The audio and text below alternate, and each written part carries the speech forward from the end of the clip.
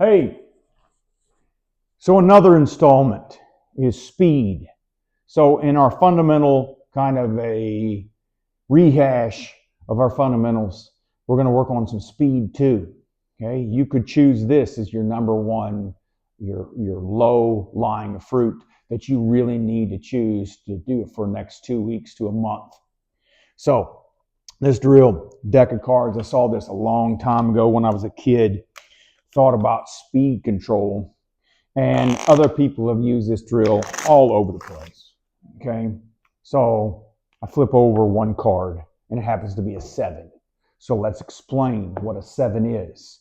A lag speed is a 1 speed. And in that lag speed, your variance is 1 diamond on each side. So the goal would be to get the cue ball to be exactly on the foot rail. Well, you got 1 diamond approaching and one diamond past. This is a 7, so let me explain it. That's a 1.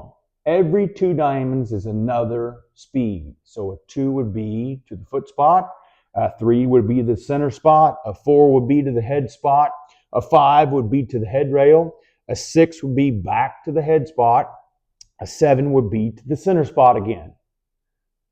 So I'm hitting 3 rails plus a half a table of speed is a 7. And for me, it's from the 3rd diamond to the 3rd diamond. That's the amount of variance I have. And if I can get through one deck of cards, hitting every single one of these speeds correctly, and I've got another game for that, then I'm doing pretty well. Okay, now what I say is I get 10 misses.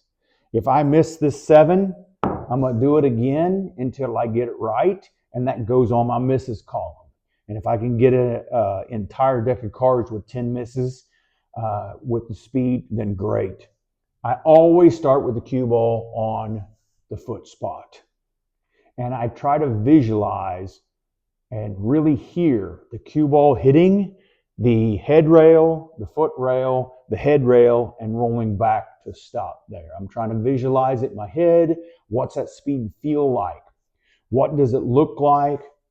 And really listening while I'm visualizing. Okay?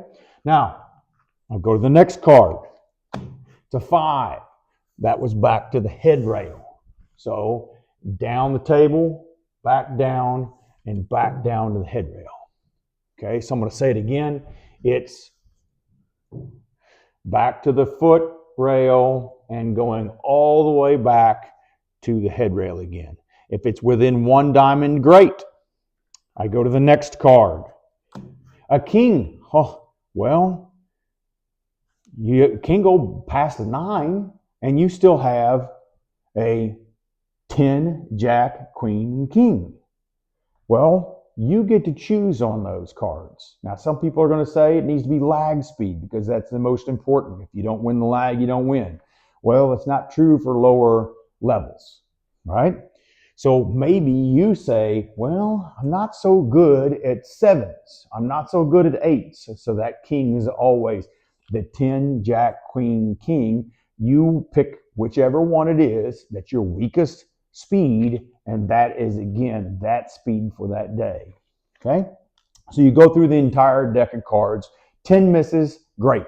Now, you could choose that you want to get within 4 diamonds of speed, and you're considering that a win. Fine, great. And if you only wanted to use just lag speed plus 1 more rail and you were using some more increments in there to change your speed, fine. I'm just offering you 1 more opportunity for speed.